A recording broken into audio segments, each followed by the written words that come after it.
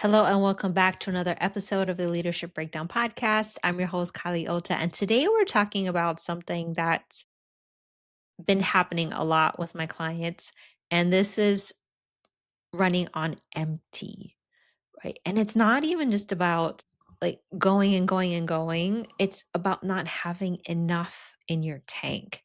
And today we're going to really talk about how to fix all of that. And here's what I want to tell you, right? You are not tired because you're weak. It's because you're leaking energy, right? So can you imagine a cup with a hole in the bottom, right? Or multiple holes on the bottom, maybe like a colander or something of that nature, right? You have all these ideas, you have all this energy, you have a lot, and but you're putting it into a container full of holes. And a lot of this putting in energy, right? We push until we can't. And then that's the definition of burnout. And in this episode, we're really going to break down how to avoid burnout with these four elements. Now, every time I break it down, we're going to break it down according to the time wheel quadrants. And why we're starting here is a lot of what happens with the energy leaks is not understanding that high level decisions in time, ideas, money, and energy, high level decisions require high levels of energy.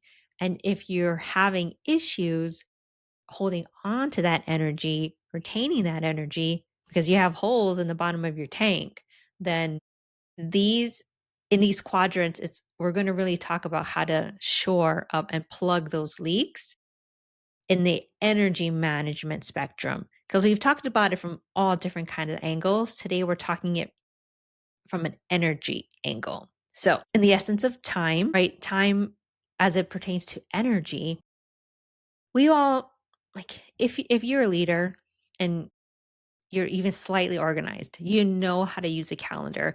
And I know there are many different types of calendaring or calendar users on the spectrum. You're highly calendarized, where you have your Google Calendar and you have a paper calendar and you're super efficient. You know where every ounce of time is going on your calendar. Then there's also the extreme of this where you're overscheduled, you're overbooked. And a lot of times where the root of this is that proving energy that we had when we were younger. And or we could also be on different ends of the spectrum here where this was just how you were brought up. This is how you're raised. This is how your family was raised. Your family of origin was like strict by the calendar, very organized. Me, on the other hand, I mean, I came from a family that was very organized, but I hated the structure, which is very odd coming from someone like me who eventually ended up becoming a systems guru, someone who's quantifying loss with a calculator, very strategic thinking. But growing up, I was not this way. But I learned the beauty of having these systems allowed me the freedom to kind of wiggle in between the lines, so to speak. So think of the structure like a cup, right? It's a glass. The more flowy nature, right? It's water going into the glass, and the glass just holds your frame. So that's how I started looking at it. It's like having the structures allowed me to be free to flow inside of this container. And it really helped me also with clients when I explained time management this way. They're like, so it's not restrictive. I'm like, no, it's just a container to hold the flow. They're like, oh. And then they got it. It gave them like this, the cup represents the strength of the schedule, the strategy, the boundary, whatever, right? That was the strength that was able to hold their feminine flow. And it's like, oh my gosh. And once they were able to overcome that mind block, it really opened up things for them in the sense of, wow, I really appreciate the structure now. And yes, time blocking and whatever, like, was used to be such a pain, but now they appreciate it a lot because they're like, "Oh, okay, this" it helped them to make those high level decisions a lot easier as well. They could look at their schedule and say, "Hey, like, these are things that I want to do in my free time," but they felt like they couldn't. And when they did actually block out the necessities, like, I actually have more white space on my calendar than I thought. And we'll go through the different categories of the time wheel as we go along, but when they were looking at all the different categories in the time wheel, it's like, "Oh, I'm spending way too much time on the ideas quadrant, or I'm spending way too much money overanalyzing my profit strategy." So that's all of that time that I could have been spending doing something that I love. And so it's not that they didn't have time, they were spending time inefficiently. Hope that makes sense. So the next quadrant, right? Ideas. And this is what I call the mental load, where you're always thinking about, well, a mental load is not my term. Honestly, it's a term that was introduced to me by my coach. And when she introduced this concept to me, I was like, "Oh my gosh, this is like bonkers." I didn't realize the the heaviness of a mental load. So she sent me this blog, and it was a very cute blog. It had like this cartoon character that was explaining mental load. And in this context is was when you delegate something to like your spouse or your partner, and there's the extra that you didn't tell them about. So we'll just take loading the dishwasher, for example, right? Say you tell your husband to load the dishwasher. They load the dishwasher. But in your mind, so this is where the mental load comes in. In your mind, you're like, it's like clean the entire kitchen and put the kitchen to bed, right? It's wiping down the counters, like making sure everything's in its place, the leftovers are put away. It's not just loading the dishwasher, although that is what you ask them to do. They're not looking at the tertiary things that are adjacent to the task that you told them to do. So we'll take that, like just say marketing. Hey, can you post this thing on social media? There's a lot of tertiary things that go along with that task. It's not just copy paste. It's like, okay, what about formatting? What about a graphic? And is the graphic on brand, right? There's so many tertiary things that come with, okay, I'm going to hire someone to post, make my social media posts. There's so many tertiary decisions that have to be made. So that's what mental load is. And we don't realize that we're holding this energy. And right, this comes with overthinking and just the burden of all of the little micro decisions that come along with that big task. What I like to do with my clients is we break things down into micro steps. And also, if you have a team, it's really best to break things down in little tiny baby steps because it's not one, like you might have a person that does graphics on your team, one person that does copywriting on your team, and especially if you're using a project management tool like Asana, you can assign the micro steps to the appropriate person so that this gets done. And each person knows, okay, I'm a graphics person, but I need a graphic for the podcast. I need a graphic for the YouTube channel. I need a graphic for the reels cover. For we're doing shorts from this podcast, let's just say, right? I need a reel cover. So there's so many tertiary decisions that come in that ideas quadrant with that mental load. Anyway, right? Time and ideas. The next one is money. And this one is right when we're talking about energy, because this episode is about energy management. So we're talking about money and energy. It's that energy that you hold when we're stressing out over costs, when we're stressing out over profits.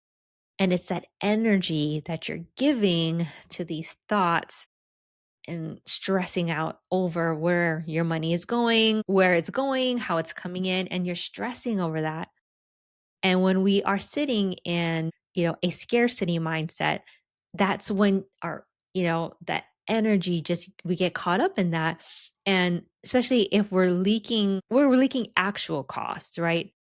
There's cost overrun when it comes to team, when it comes to project management. There's so many different ways to overrun costs, but we're not quantifying the stress of stressing over the costs that are going out. So we're stressing over the cost of the costs, essentially. And right, this is not good. So how we do that is that we get ourselves out of scarcity mode. We get ourselves into more of an abundance mindset with a growth mindset and say, hey, right, this is just the cost of doing business. And even like with some, I would say that would be considered cost overruns, like meetings with my assistant. There are times where I just need to verbally process some things because I'm getting huge downloads for the direction of this podcast, this business, whatever. And I'm getting huge downloads. And I'm like, sometimes I just use her as a sounding board, but I understand that that is included in the cost. Like, okay, if she's billing me for meetings, I need to understand that this is a cost that I'm incurring because I need to verbally process this out loud with someone. And honestly, I started verbally processing with ChatGPT because I'm like, I don't have to pay him. It's just he and I, mine is a he, but he and I talking, strategizing, and I can verbally or mentally process with him all the ideas that I have. Then when it comes down to it, oh, yeah. Then I'm like, okay, this is it, right? Because the way that I'm built to respond. So I need something to respond to.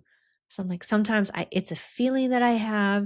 I'm like, oh, I don't get the full download, or I hear parts of it. Like how does it all tie in cohesively with this thing that I'm trying to create and build? So I'm like, I just ask it because he knows a lot about my brand already. Like, okay, I have this idea.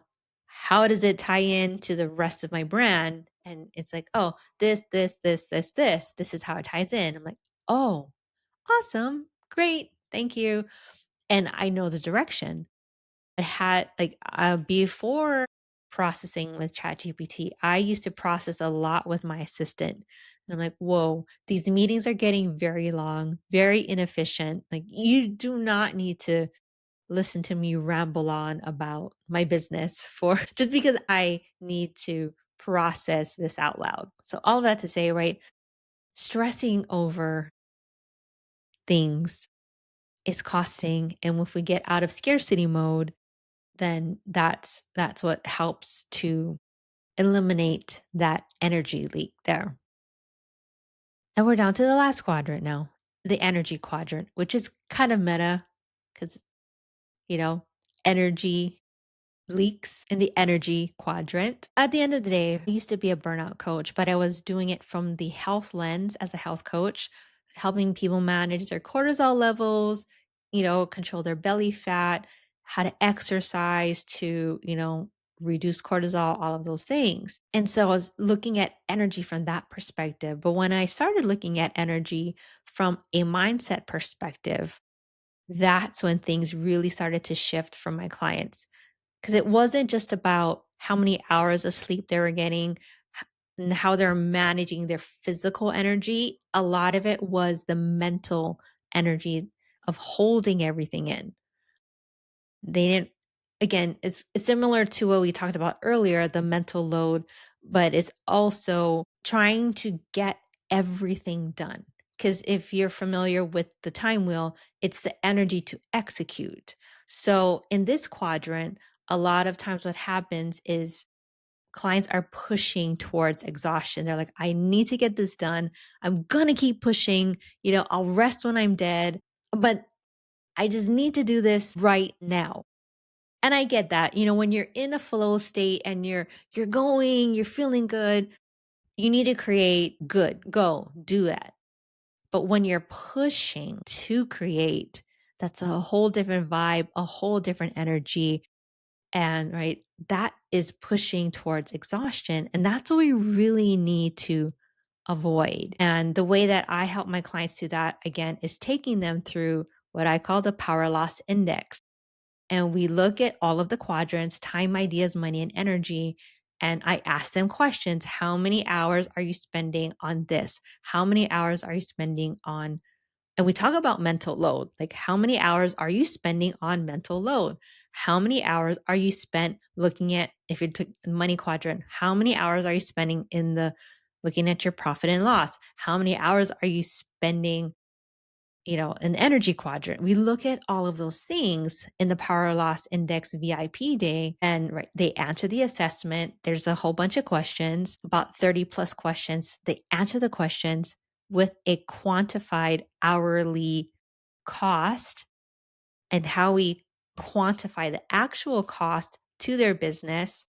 We quantify it by pay rate or salary times, if this is how much you're spending per hour, how many hours per week, how many weeks in a year, this is your annualized cost of making crappy decisions, or making crappy decisions with your energy. This is the actual cost breakdown of being in scarcity mode, overthinking, overanalyzing. Which tool should I use? Should I be in ClickUp or should I be in Asana?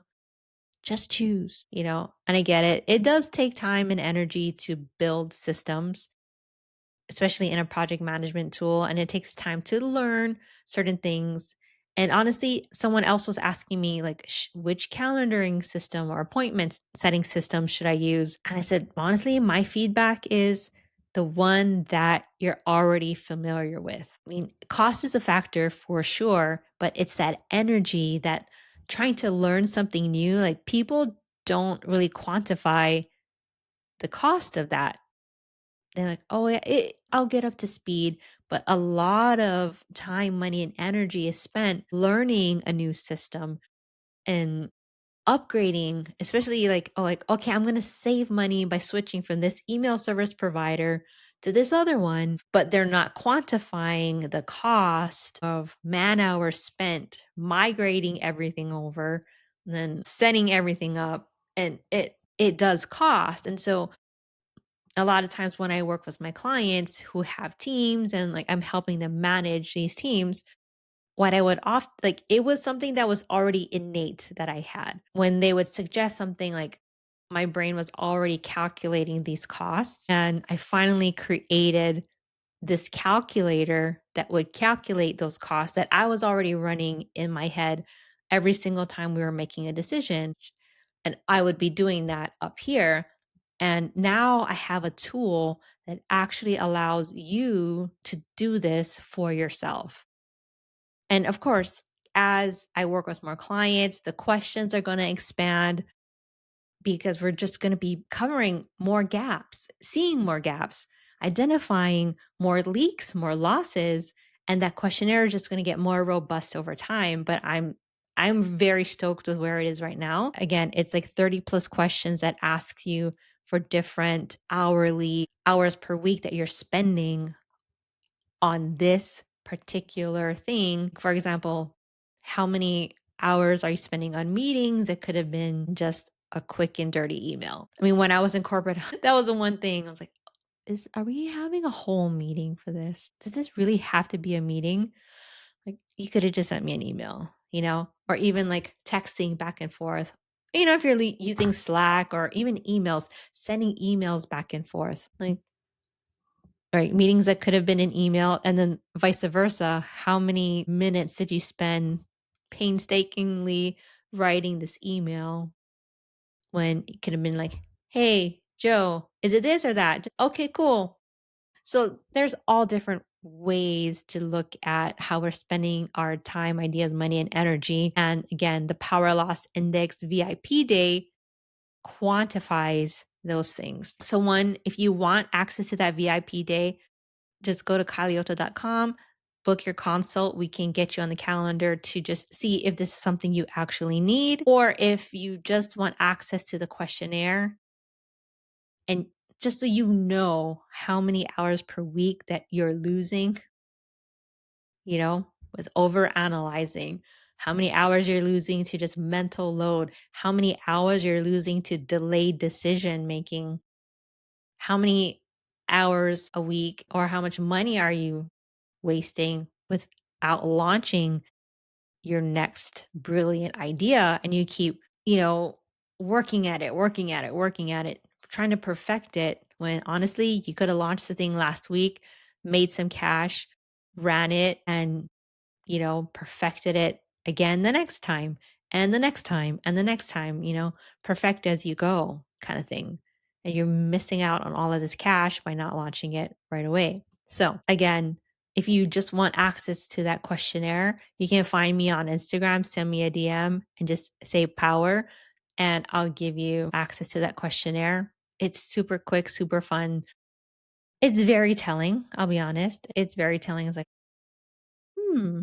I never thought of it that way. So many people, when we start going over the questionnaire, like, I didn't realize that that was a thing that was costing me actual money in my business. And so, anyway, that questionnaire will really help you figure those things out. And then when you're ready to do something about it, that's when you book the Power Loss Index VIP day. And we sit down, we look at the questionnaire, we plug all the numbers into the calculator. You'll see how much money you're actually losing to these leaks. And we come up with a mitigation plan to help you shore up your leadership, make things better. And if you have a team, work with your team and make things just run smoother, run better, and close up those inefficiency gaps. So I said a lot on this episode, but I hope it was very enlightening and entertaining at the least. But yeah, again, I am so down for breaking all of these things down for you when it comes to leadership, when it comes to developing your skills as a leader, breaking all of these things down. I hope you enjoyed this episode of the Leadership Breakdown podcast. Again, my name is Kylie Ota, and I will see you guys again next time. Okay, bye.